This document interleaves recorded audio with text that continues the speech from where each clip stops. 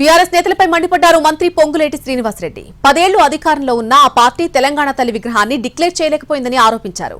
మాయమాటలు చెప్పి 2 సార్లు బీఆర్ఎస్ అధికారంలోకి వచ్చిందని ఆరోపించారు. జనగామ జిల్లా పాలకుర్తిలో తెలంగాణ తల్లి విగ్రహాన్ని ఆవిష్కరించారు పొంగులేటి శ్రీనివాసరెడ్డి.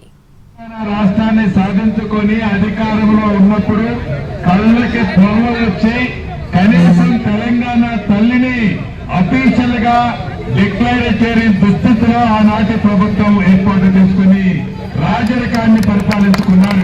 మాయమాటలు చెప్పి 2 పర్యాయాలు అధికారాన్ని అనుభవించినట్టే అనుభవించారు. కానీ తెలంగాణ సాంగ్ని కానీ తెలంగాణ తల్లిని కానీ రాష్ట్రాన్ని సాధించుకొని అధికారంలో ఉన్నప్పుడు కళ్ళకి త్వరలో వచ్చి కనీసం తెలంగాణ తల్లిని అఫీషియల్ గా డిక్లేర్ చేయని దుస్థితిలో ఆనాటి ప్రభుత్వం ఏర్పాటు చేసుకుని రాజరికాన్ని పరిపాలించుకున్నారు.